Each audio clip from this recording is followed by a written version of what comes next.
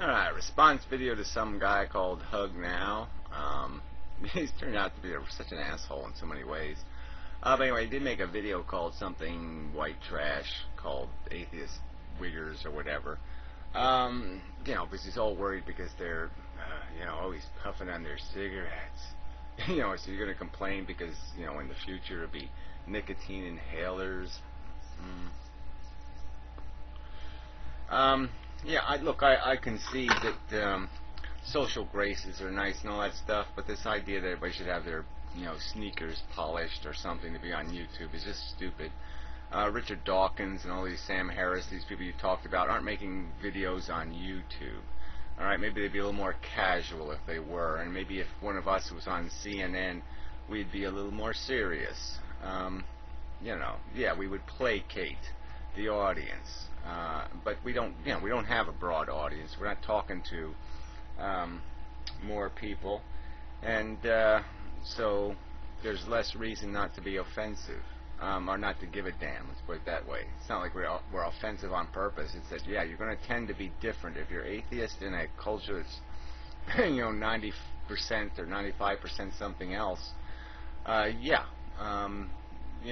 going to live your life being offensive to other people, and you're going to be pretty used to saying fuck you, and that's just a reality. So I don't know so the irony to me is that you're more concerned about these superficial things, no shirt, tattoo, cigarette smoking, and you're not more concerned about the other flaws that come with atheism, which are jackass, selfish pricks like yourself.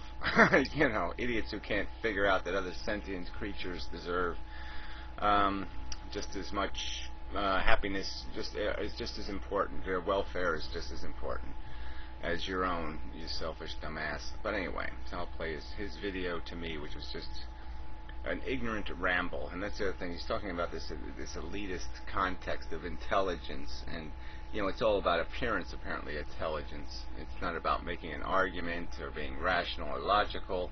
No, we'll just judge all the books by the covers. I mean, just really dumb fucker. So I'm getting very sick and tired of Amanda continually bringing this up again, that we're a copying machine. So you're sick of it. That's right. So there's one person on YouTube, just about one. There's a couple others who have come along a little, talking about this, and you're sick of it. It's the most important subject in the universe, defining the context of our existence, and you're sick of it. You're not going to make a counter argument. You're not going to dispute the fact. You're not going to explain how the fact is already known by everybody, so we don't need to say it anymore because everybody already knows it. No, everybody doesn't know it. That's why it has to be said over and over and over and over again. So people have to start conceding to the truth. Yeah, so was a photocopying machine. So was a bubble jet printer. So was a fax machine. None of those things can evolve. None of those things can become a Frankenstein or an AIDS virus, can they? No, so there's completely different context, isn't it? Yes, none of those things copy themselves. They copy other things. Big differences, asshole. If we could have a Ferrari or a, Lamborghini or a Chevrolet that could replicate itself and make more copies of itself, we'd probably do that. It would be easier than having to buy a car from a factory. Right, and so what if the Lamborghini, what if they could evolve? And they could evolve teeth and a mouth and they start eating human beings? No, I don't think we would do it if they evolved. If they could evolve into something that wasn't to our suiting, that wasn't serving our needs, it wasn't our slave like a car. The car could get its own identity and say, fuck you, I'm not going to be your slave anymore. I'm going to go where I want to go. I don't think we'd do it then, asshole.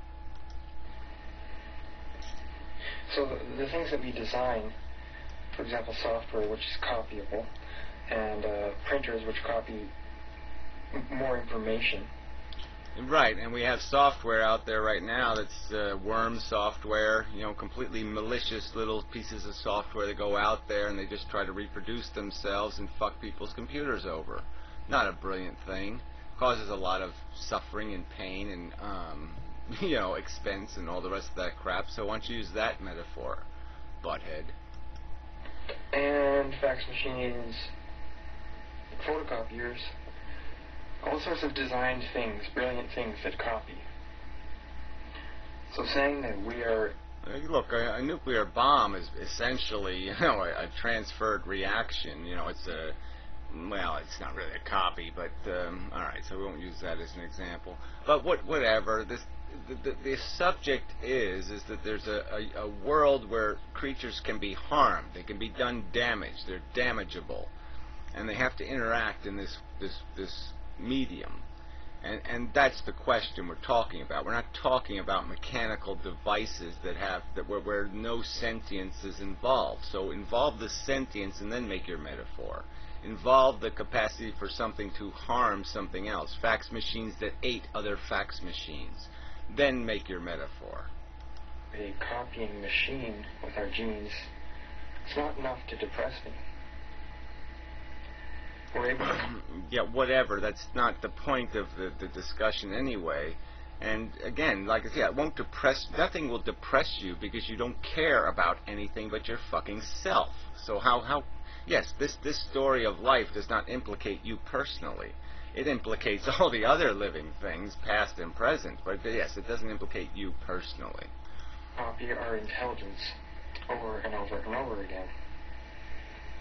And we don't do that anyway, asshole. We don't breed. We don't clone ourselves with a life experience and education and all of that stuff. No, we each have to learn it on ourselves. We have to spend decades acquiring information. We don't just pop it out and copy. A fingerprint of our brain is not reproduced in the new person, idiot.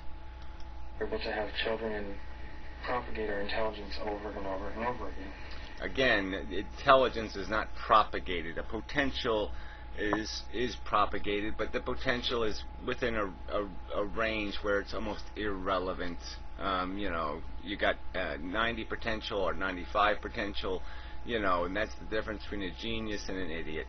And it really is life experience is 90% of the game, exposure and consumption of information, and that takes years.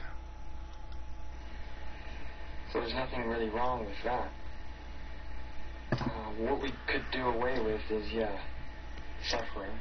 Yeah, right. We could do away with it. Just snap our little fingers and we're going to change the nature of the animal. I don't think so. But you can't do away with suffering entirely, because if somebody punches you in the face and you get an orgasm and your eyeball gets squished... No, this is just so, this argument's been gone over and over. Obviously, you don't listen to the whole argument. You don't care about the goddamn facts or the truth. You're just going to make this babbly argument that's been made over and over and over. So you're going to discount the reality of suffering by bringing up a 0.00001% phenomenon where somebody might get an orgasm by having their nuts crushed. I mean, it's just idiotic, all right? And even that person has a deprivation scenario. They can be harmed. There's things they don't want to have happen to them, like maybe kitty rubbing up against their leg. Maybe that'll make them vomit. All right? So it's just the fact that they have a different, a less common way of experiencing pain and pleasure does not mean that they don't know what pain is, asshole. A perfect world, and you're getting an orgasm because your eye is squished. That's not good.